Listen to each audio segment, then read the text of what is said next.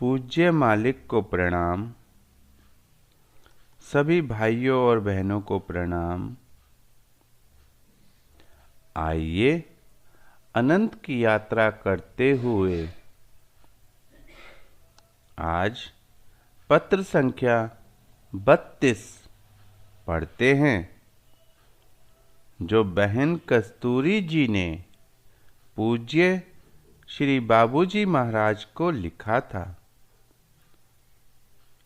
परम पूज्य एवं श्रद्धेय श्री बाबूजी को सादर प्रणाम। लखीमपुर 30 मार्च 1949। मेरा एक पत्र आपको मिला होगा। मेरी तबीयत अब ठीक है। आशा है आप भी सकुशल होंगे। पूज्य मास्टर साहब जी को जो आपने पत्र डाला था, उससे मालूम हुआ कि आप तारीख 3 की रात को जाएंगे, और यह भी लिखा था कि कस्तूरी से कहना कि मैं अभी वहाँ नहीं आ सकूँगा, इसलिए मुझे माफ़ करें भाई। आप कृपा करके कम से कम इस दिन के लिए यह शब्द ना लिखें तो अच्छा हो। वैसे कोई बात नहीं, परंतु अपने लिए यह शब्द खटकता सा लगता है। फिर क्षमा तो उल्टी मुझे आपसे मांगनी चाहिए, क्योंकि मालिक के काम की तड़प के आगे मुझे आपको बुलाना नहीं चाहिए था। परंतु फिर भी भाई, अब आपसे नाता ही कुछ ऐसा हो गया है। खैर, लौटने में यदि सुविधा हो तो आप अवश्य पधारने की कृपा करिएगा। मैंने पहले लिखा था कि अपनी आजकल की आध्यात्मिक दशा के विषय में फिर लिखूंगी, परंतु क्या करूं,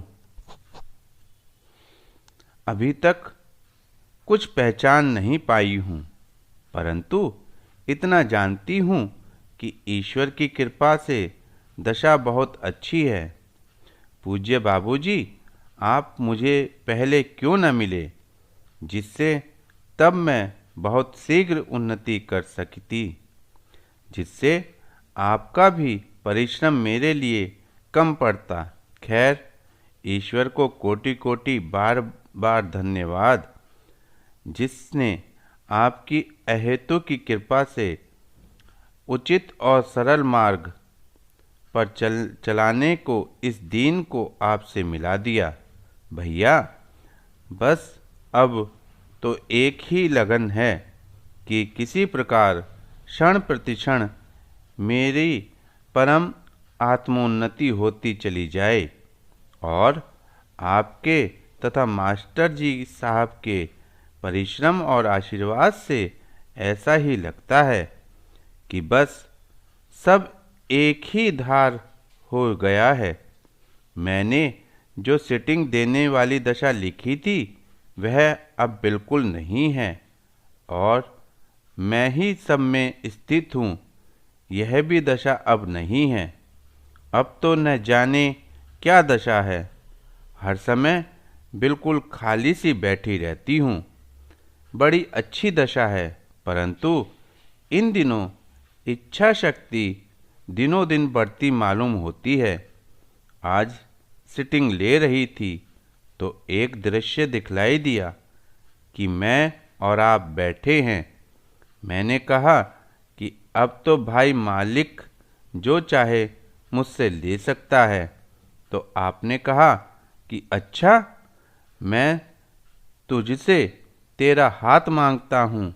बस आपका वाक्य पूरा भी नहीं हुआ था कि मैंने तुरंत तलवार से हाथ काटकर आपको अर्पण कर दिया। फिर आप बहुत ही प्रसन्न हुए, और वैसे आप तो इस भिखारिणी पर सदैव ही से ही प्रसन्न तथा कृपालु हैं। प्रार्थना कर जोड़कर केवल एक ही है कि आप मालिक के काम को जा रहे हैं, और उसके काम के बाद यदि थोड़ा अवसर मिले तो तमाम अवगुणों की खान इस दीन कस्तूरी पर कृपा करना न भूलिएगा, और मालिक के काम के बाद जो आपके शरीर की थकान और कष्ट हो उन्हें कृपा करके मेरे में ट्रांसफ़र कर दीजिएगा। इस बात को न भूलिएगा। अम्मा को आशीर्वाद कहती हैं, अम्मा आपको आशीर्वाद कहती हैं तथा केशर प्रणाम कहती है।